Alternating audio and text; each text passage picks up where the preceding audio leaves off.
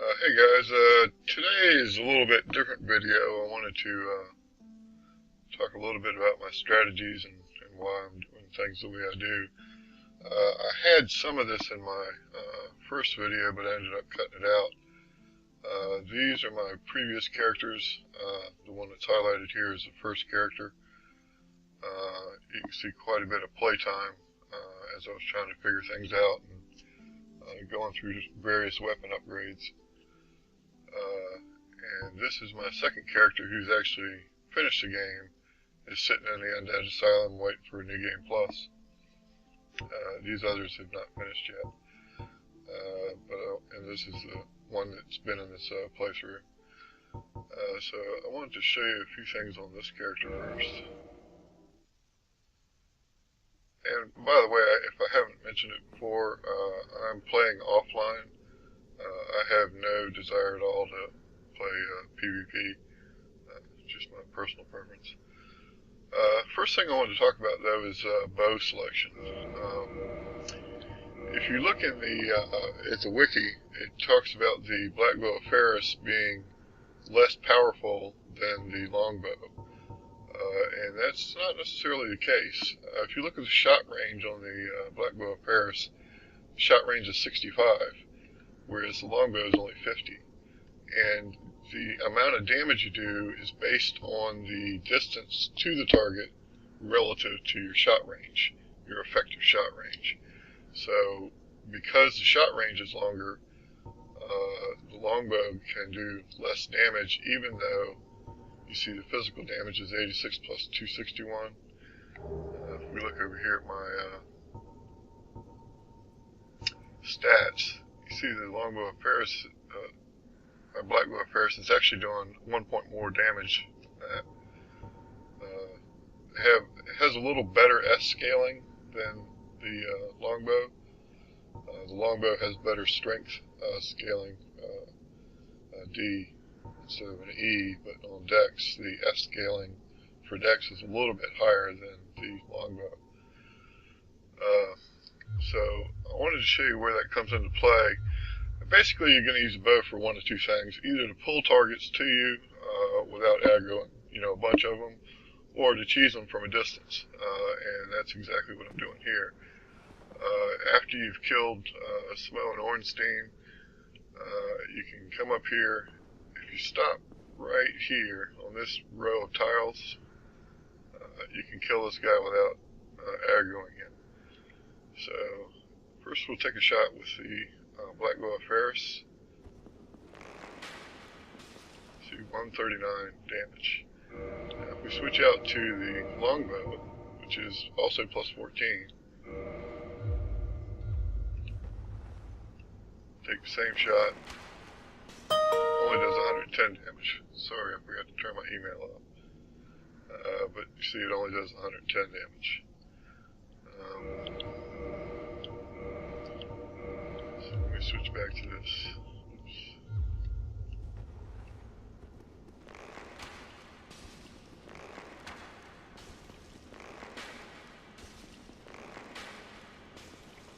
And I can kill this guy in about 6 shots now.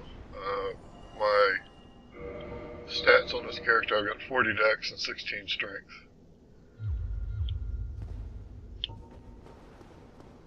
And let's just go see what we got. This is the farming run that I do over here. Again, this is just casual gameplay. Showing you another way to do it. If you're not interested in putting yourself in jeopardy, you can do this, without wasting Estus Flask and everything else. If you want to go in there and beat up on them with a big club, if that's your thing, go ahead and do that. So I run around this direction just to avoid those guys, and I'm going to take out this guy next.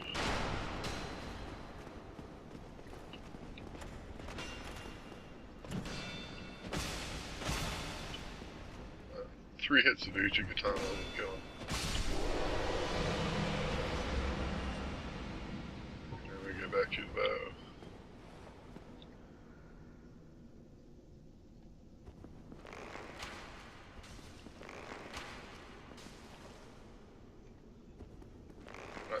full hits on him now, because he's a little further away.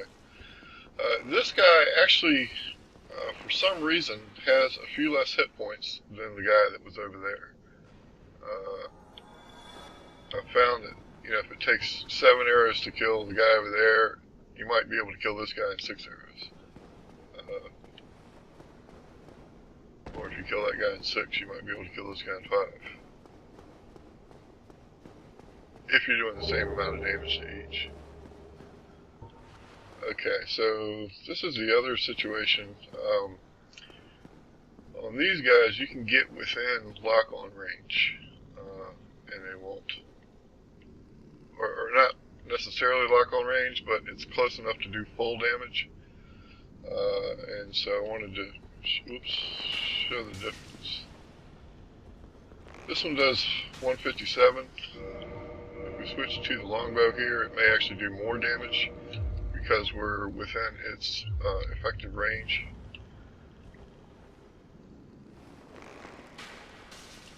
It also does 157. I can kill these guys now in about 3 or 4 arrows. You don't want to go really any closer than this, and it doesn't matter if you hit him in the head or the back or the arm or the leg. It's going to do the same amount of damage wherever you hit him. The only difference would be if his arm is a little closer to you than the forearm or something like that. If you were just outside of shot range.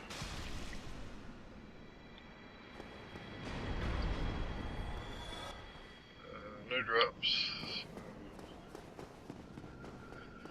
We just run back in. That little short run is worth, I think, 10,200 or 12,000, something like that,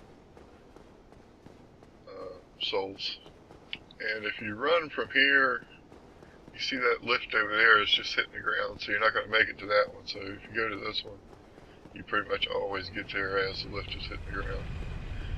And you ride back up, wash, rinse, and repeat.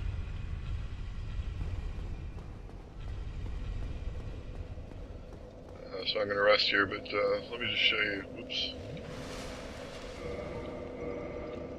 Like I said, this is my first character, and I got lucky on this character. You see I have 5. I actually have 6 baller side swords. So I just made one of each type. I don't have the magic or enchanted. I went with divine, lightning, chaos, and fire. Plus the plus 14. I didn't have a slab for this one yet. If you want to look at the different damage, they're not all maxed out, so it's a little hard to compare them because lightning could go to plus 10. Oh, I do have magic at plus 5. Divine. Here's your plus 14. The thing that you have to be aware of is if you're doing straight damage without putting an elemental buff on it, it's all physical damage, so you're going to be just doing that amount of damage, depending on what their armor is. You got to break through their armor. But on the elemental ones, you're splitting the damage between physical and some elemental, whether it's lightning or divine or whatever. So if they've got a high fire resistance, you're probably not going to do as much damage as you would with just a straight sword without any elemental buff.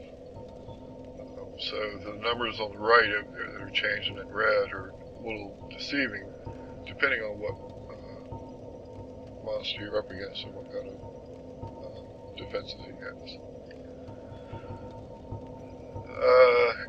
Krelog's Fury Sword.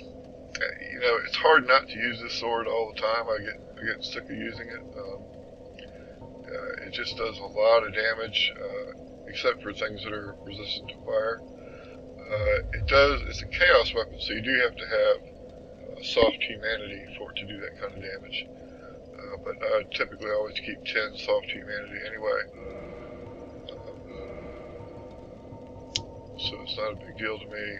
I just like the moveset of the Uchigatana. and it is plus 14 or plus 15. It's all straight physical damage.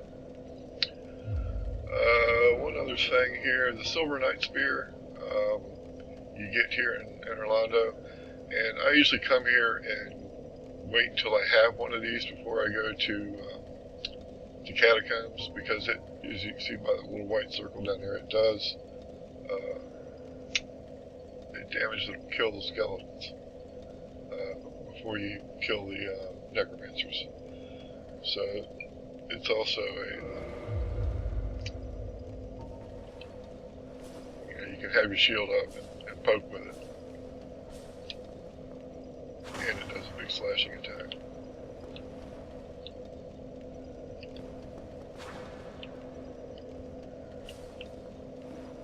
Alright, so that's it for this character.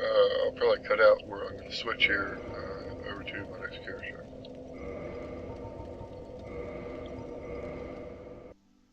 Okay, I'm back. This is a character that's completed the game. He's sitting over in the Undead Asylum.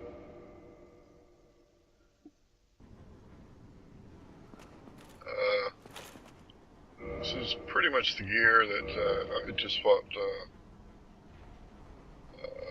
Gwen, I guess his name is, with. And this started out was going to be a strength build, and I found I just wasn't happy with some of the weapon moves. So I did get more strength on him, 24, and he's still at 40 dex.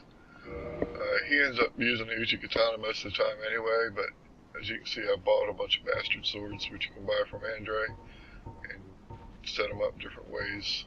Again, I didn't do magic or enchanted, just did the fire ones, and I haven't finished upgrading these yet. With the different amounts of damage they do.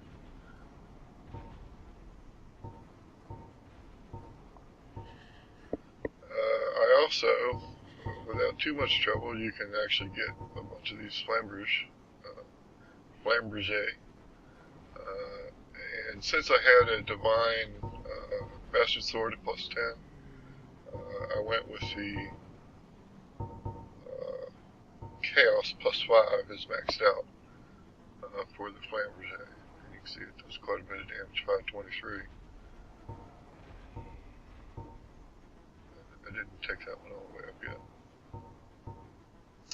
Now, the thing about the Divine Flamberge, or Flamberge, is that or the thing about the Flamberge in general is that it does bleed damage, 300, which is 30% bleed damage.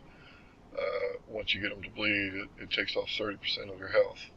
I don't know if that's remaining health or their total health, or, but it does a good amount of damage. But it does bleed damage and holy damage, so you can actually kill skeletons with this and make them bleed and kill physical attack things. But the base damage 404 is a little lower. But once you get that bleed effect, it really works out good. So with the chaos, again, because it has soft humanity, it takes that damage up pretty high.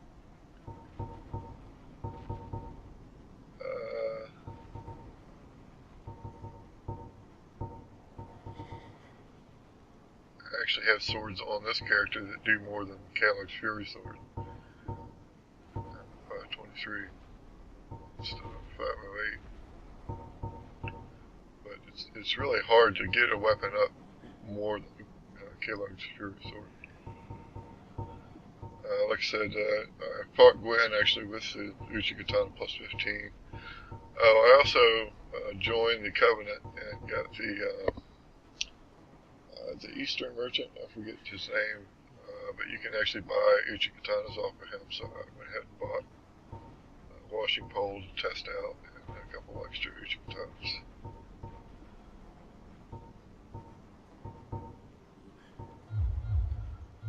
So the Bastard Sword,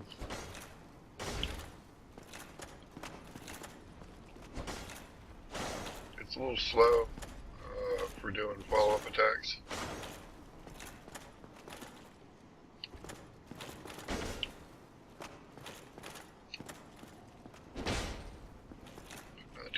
very similar moves for the Flamberger.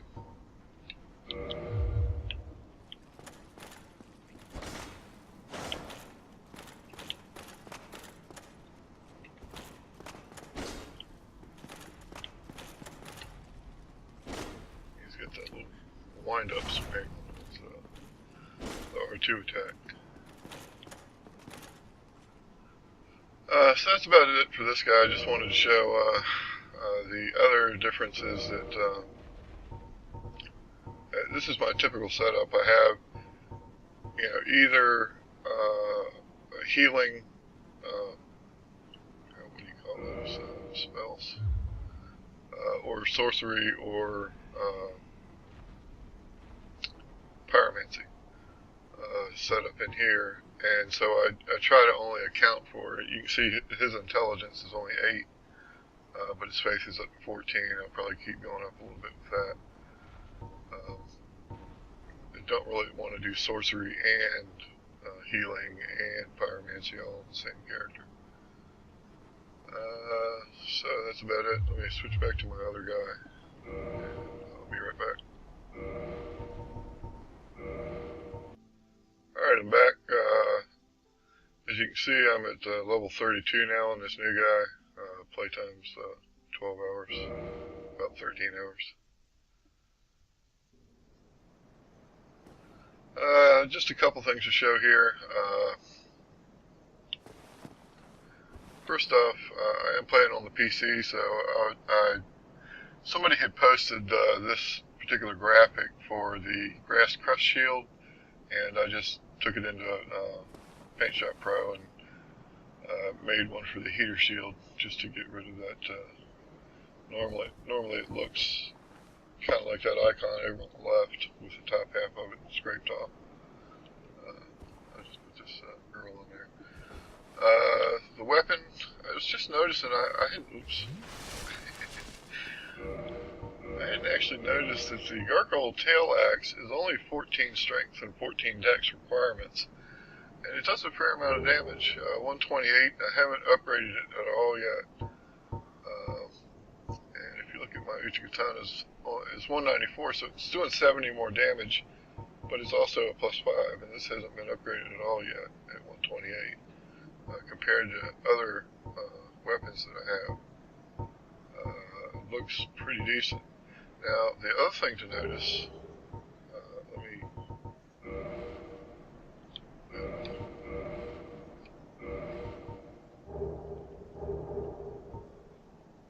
if you look there, it gives you 90 more bleed resist if you're using it, and it gives you additional 40 poison resist, 41 poison resist. When you first equip it, you'll see these little things up on the screen. It actually looks like it does some dark magic resist as well. That's normal. They'll bleed on out, but it does give you that extra resistance. It's not actually doing that damage to you, it's just making your meter bigger.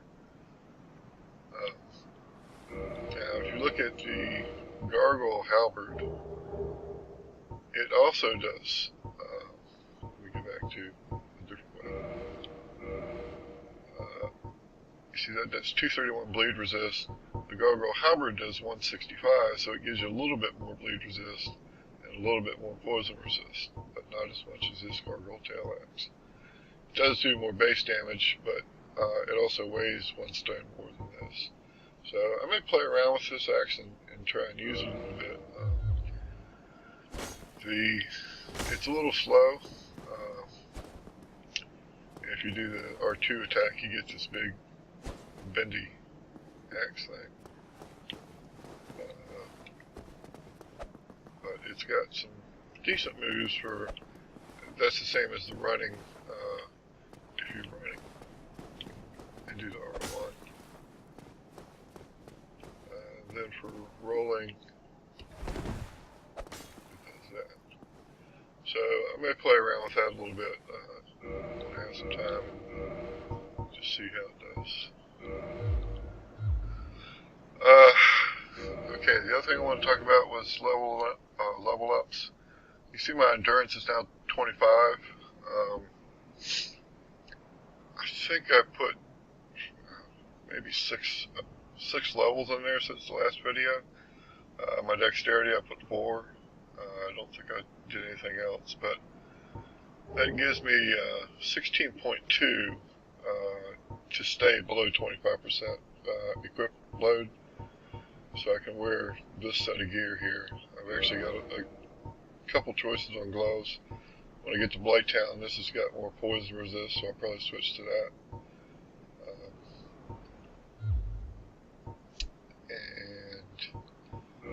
The problem is my boots.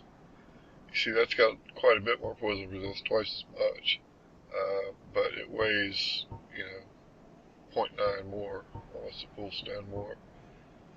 So I may have to switch some things around by the time I get there. I'm also going to want to bring up my spider shield, which is a stone more, so that puts me over right there. I'll have to take off some armor or something if I want to keep below the 25%. But for now, so my dilemma was purchasing the key to the forest, and really the only reason I wanted to do that was to get the Black Boa Ferris. But at this point in time, I can just use the longbow. I didn't want to spend 20,000 souls to get the key. I spent them on level ups instead. But as I was showing in that first part on my other character, I do eventually want to get that Black Boa Ferris and use it instead. And I haven't decided yet whether I'm going to do magic or pyromancy or miracles on this character. Not really too concerned. I mean, the Sorcerer's Catalyst is 2 pounds, but you can get a 0.5 one. The talisman is 0.3. I think the glove is 0.3 or 0.5 or something, so I'm not too worried about those making my choice for me. I just haven't decided which one I want to do on this character yet.